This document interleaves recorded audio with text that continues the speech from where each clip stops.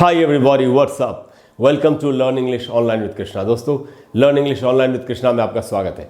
अच्छा दोस्तों, इंग्लिश एक कमाल की लैंग्वेज है, ये हम सभी जानते हैं। बहुत से ऐसे एडवर्ब्स हैं दोस्तों जो एल वाई से ख़त्म होते हैं।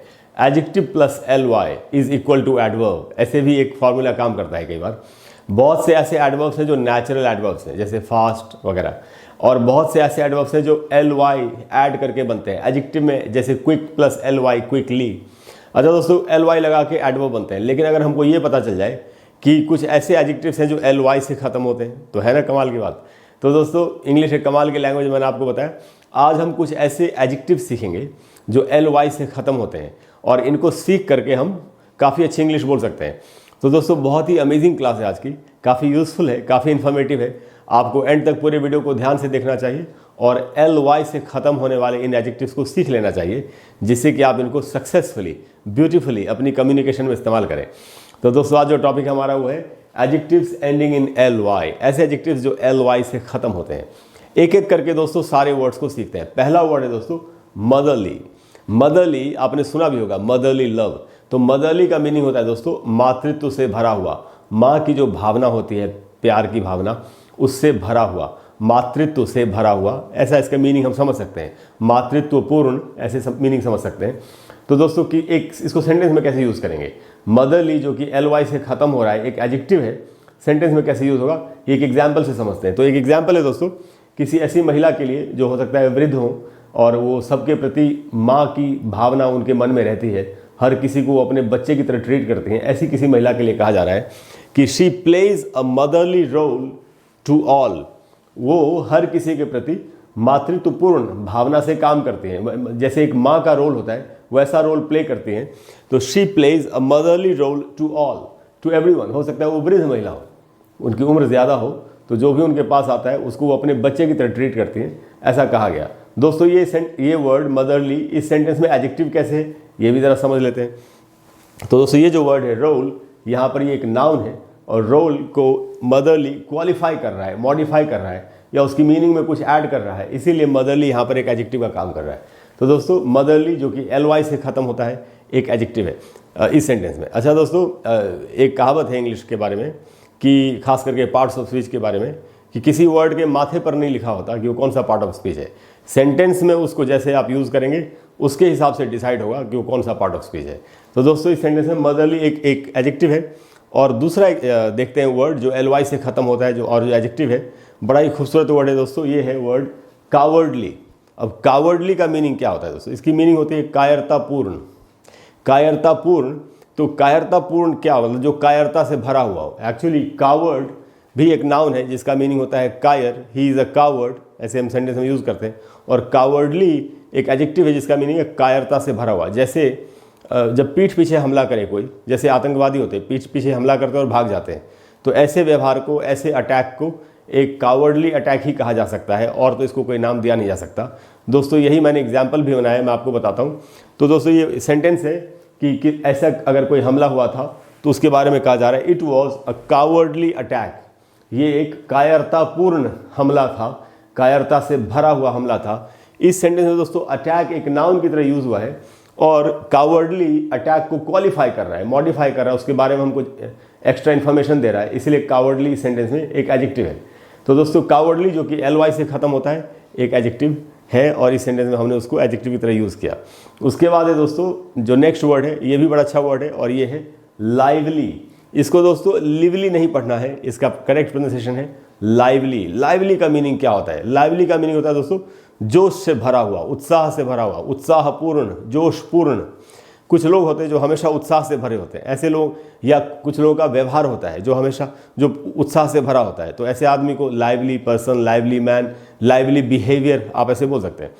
तो दोस्तों, लाइव मीनिंग आप समझ गए। देखते हैं सेंटेंस में कैसे यूज़ होगा और कैसे इस सेंटेंस में ये एक एडजेक्टिव का काम करेगा। तो दोस्तों, एक एग्जाम्पल है, किसी इंसान की तारीफ की जा रही है कि ही वॉज ब्राइट। ब्राइट का मतलब intelligent. He was bright, lively and cheerful. Cheerful का मतलब है खुशी से भरा हुआ, आनंद से भरा हुआ, आनंदित। तो वो जो था, किसी इंसान के लिए कहा जा रहा है कि वो जो इंसान था वो बहुत ही इंटेलिजेंट था, हमेशा जोश से भरा रहता था और हमेशा खुश रहता था। तो दोस्तों, यहाँ पर इस सेंटेंस में ही एक प्रोनाउन है, और उसको ब्राइट, लाइवली और चीयरफुल तीनों ही क्वालिफाई कर रहे हैं। एक नाउन या प्रोनाउन को जो क्वालिफाई करे या जो मॉडिफाई करे, जिसकी मीनिंग में अगर कोई वर्ड को जोड़ दे तो उसी को एडजेक्टिव कहते हैं। इसीलिए यहाँ पर इस सेंटेंस में तीन एडजेक्टिव्स हैं जो ही को, जो कि एक प्रोनाउन है, को क्वालिफाई कर रहे हैं, और ये तीनों के तीनों एडजेक्टिव्स हैं। तो दोस्तों इस प्रकार से हम लाइवली को एक एडजेक्टिव की तरह, जो कि ly से खत्म होता है, एक सेंटेंस में यूज़ कर सकते हैं।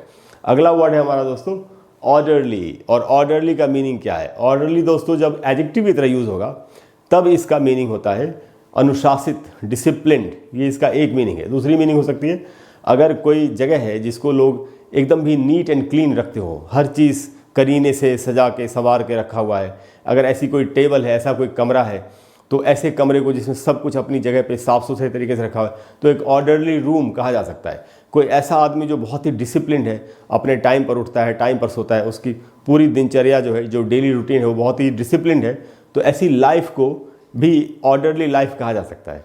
तो दोस्तों आप समझ गए ऑर्डरली का क्या मीनिंग है। ly से खत्म हो रहा है, एक एडजेक्टिव की तरह कैसे सेंटेंस में यूज़ होगा, एग्जाम्पल समझ लेते हैं। अब दोस्तों श्री लाल बहादुर शास्त्री बड़े महान आदमी थे और हमारे देश के प्रधानमंत्री थे। उनका अनुशासन और उनकी ईमानदारी एक मिसाल है, और हम सभी को उनके जैसा बनने की कोशिश करनी चाहिए। शायद थोड़ा सा बन जाए तो भी हमारा जीवन सफल हो जाए। तो दोस्तों शास्त्री जी के बारे में लिखा है मैंने कि Shastri ji was a man of orderly life. Shastri ji जो थे वो बहुत ही अनुशासित जीवन जीने वाले व्यक्ति थे, इंसान थे, ऐसा कहा गया। Shastri ji, Shri Lal Bahadur Shastri ji was a man of orderly life. इस सेंटेंस में दोस्तों लाइफ एक नाउन है जिसको ऑर्डरली क्वालिफाई कर रहा है या मॉडिफाई कर रहा है, उसमें कुछ मीनिंग ऐड कर रहा है, उसकी मीनिंग में कुछ ऐड कर रहा है। इसीलिए ऑर्डरली सेंटेंस में ly से खत्म होते हुए भी एक एडजेक्टिव है, एक एडजेक्टिव का काम कर रहा है। उसके बाद दोस्तों अगला वर्ड, और ये है लेजरली या लीजरली, दोनों ही इसका उच्चारण है। ये दोस्तों लेजर या लीजर दोनों ही करेक्ट प्रोनाउंसिएशन होते हैं इसके, उसी में ly लग के ये बना है एक एडजेक्टिव। और इसका मीनिंग क्या होता है? लेजरली का मीनिंग होता है दोस्तों जब कोई आदमी जल्दबाजी में ना हो, बहुत ही आराम से ईज़ में कोई काम करता हो, तो बोलेंगे कि तो बहुत ही आरामदेह तरीके से अपने काम कर रहा है, यानी आज जब आदमी प्रेशर में नहीं हो, आराम से जब काम करता है, इसी को लेजरली कहेंगे। सेंटेंस में कैसे यूज़ होगा दोस्तों? ly से खत्म हो रहा है, एडजेक्टिव की तरह कैसे सेंटेंस में यूज़ होगा, एक एग्जाम्पल से समझ लेते हैं। जैसे किसी इंसान के लिए कहा जा रहा है, ऐसे इंसान के लिए जो अपना काम आराम से करता हो, जल्दबाजी से में नहीं करता हो। ही डज एवरीथिंग, वो सब कुछ करता है, हर काम को कैसे करता है? इन अ लेजरली मैनर। मैनर का मीनिंग होता है दोस्तों तरीका। तो यहाँ कहा गया कि मैनर कि वो इंसान हर काम को बहुत ही आराम से करता है, जल्दबाजी में नहीं करता, अच्छी तरह से करता है, आराम से करता है। दोस्तों मैनर यहाँ पर एक नाउन है और लेजरली उसको क्वालिफाई कर रहा है, उसको मॉडिफाई कर रहा है, उसके बारे में उसकी विशेषता को बता रहा है। इसीलिए लेजरली इस सेंटेंस में एक एडजेक्टिव है। ly से खत्म हो रहा है लेकिन एडजेक्टिव है। उसके बाद है दोस्तों जो अगला वर्ड, ये काफ़ी खूबसूरत वर्ड है और ये है फ्रेंडली। फ्रेंडली का मीनिंग हम सभी जानते हैं कि क्या होता है। इसका मीनिंग है दोस्तों दोस्ताना या मित्रतापूर्ण, दोस्ती के भाव से भरा हुआ, यही इसका मीनिंग है। और दोस्तों ये ly से खत्म हो रहा है और एक एडजेक्टिव है। इसको सेंटेंस में कैसे यूज़ करेंगे, एग्जाम्पल से देख लेते हैं कि इसको सेंटेंस में कैसे यूज़ कर सकते हैं। कुछ लोग जो एक रेस्टोरेंट में गए थे खाना खाने के लिए, उनको वहाँ पर जो वेटर मिला उसका स्वभाव बड़ा ही दोस्ताना था। जनरली उनका स्वभाव दोस्ताना होता ही है, किसी एक्सेप्शन को छोड़ के। तो दोस्तों ऐसे ही किसी वेटर की कोई तारीफ कर रहा है, द वेटर वॉज फ्रेंडली, कि वेटर जो था वो दोस्ताना मित्रतापूर्ण स्वभाव वाला इंसान था, ऐसा कहा जा रहा है। तो दोस्तों फ्रेंडली नेचर भी हम बोलते हैं, he has a friendly nature, कि उसका स्वभाव जो है बड़ा ही मित्रतापूर्ण है, दोस्ताना स्वभाव है। फ्रेंडली बिहेवियर हो सकता है, मित्रतापूर्ण व्यवहार, इस प्रकार से आप इसको सेंटेंस में यूज़ कर सकते हैं। तो दोस्तों फ्रेंडली ly से ख़त्म हो रहा है, फिर भी एक एडजेक्टिव है और सेंटेंस में कैसे यूज़ होगा ये हमने देख लिया। उसके बाद दोस्तों डेली। अब डेली वर्ड दोस्तों एडवर्ब भी हम सभी जानते हैं, लेकिन डेली एडजेक्टिव की तरह कैसे यूज़ होगा? ly से ख़त्म हो रहा है, ये भी सीख लेते हैं। तो डेली का मीनिंग दोस्तों आप जानते हैं, रोज़ होने वाली चीज़, दैनिक स्तर पे जो कोई चीज़ होती है उसको डेली कहते हैं। तो इसको एडजेक्टिव की तरह कैसे यूज़ करेंगे? तो इसका एग्जाम्पल है दोस्तों, कुछ लोग कह रहे हैं कि हमारे ऑफिस में डेली मीटिंग होना एक आम बात है या रोज़ का काम है, हमारा दैनिक दिनचर्या है ऐसे। तो यहाँ कहा जा रहा है we have daily meetings at the office. किसी ने कहा we have daily meetings at the office, कि हमारे ऑफिस में डेली मीटिंग्स होती हैं, यानी डेली बेसिस पे मीटिंग होती है। तो दोस्तों मीटिंग्स एक एडजेक्टिव है और डेली उसकी विशेषता को बता रहा है, उसको मॉडिफाई कर रहा है, क्वालिफाई कर रहा है। इसीलिए यहाँ पर मीटिंग्स को क्वालिफाई करने वाला वर्ड डेली है, इसीलिए ये एक एडजेक्टिव है, ly से ख़त्म होते हुए भी एडजेक्टिव है। उसके बाद दोस्तों जो अगला वर्ड है हमारा, ये भी काफ़ी खूबसूरत वर्ड है और इसका अक्सर आपने देखा होगा यूज़, अर्ली। ये भी एक एडवर्ब की तरह भी काम करता है। दोस्तों मैंने जैसे आपसे बिगिनिंग में कहा था कि किसी वर्ड के माथे पर नहीं लिखा होता कि वो कौन सा पार्ट ऑफ स्पीच है। सेंटेंस में कैसे यूज़ करेंगे उसके हिसाब से डिसाइड होगा कि वो कौन सा पार्ट ऑफ स्पीच है। इंग्लिश एक कमाल की लैंग्वेज है मैंने आपको बिगिनिंग में बताया।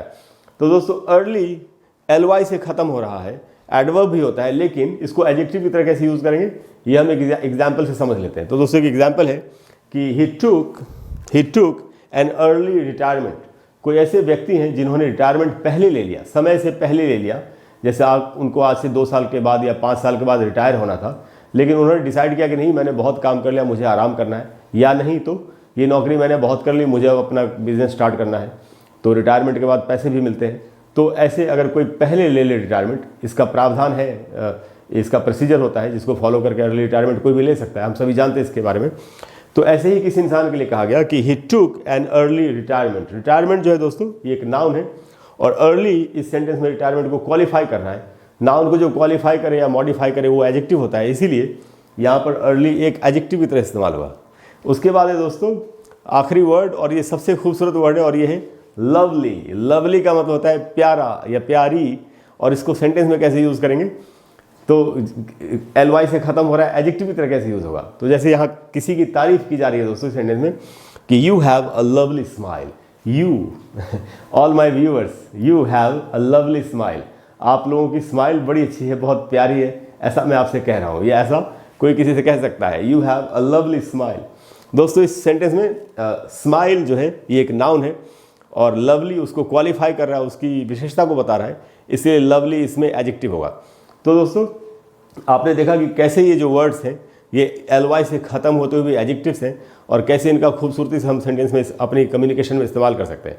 मुझे पूरी उम्मीद है कि इन वर्ड्स को सीख करके आप अपनी कम्युनिकेशन को और अच्छा बनाएंगे इनको यूज़ करके। और अगर आपको क्लास अच्छी लगी हो तो प्लीज़ वीडियो को लाइक करें और शेयर करें और सब्सक्राइब करें।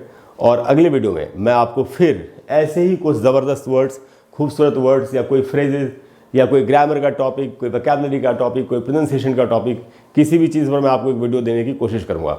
मेरी कोशिश ये रहती है दोस्तों कि मेरी हर क्लास जो है वो आपके लिए कमाल की हो, आपको मेरी हर क्लास से कुछ ना कुछ सीखने को मिले। इसके अलावा दोस्तों कोई भी अगर ऐसा टॉपिक है जिस पर आप चाहते हैं कि मैं आपके लिए एक वीडियो बना दूँ तो आप नीचे कमेंट बॉक्स में लिखिए। अगर मुझे लगेगा कि वो वीडियो काफ़ी लोगों के काम आएगा तो मैं आपको उस पर वीडियो बना करके ज़रूर दूंगा। Thank you very much, I will see you soon, bye bye.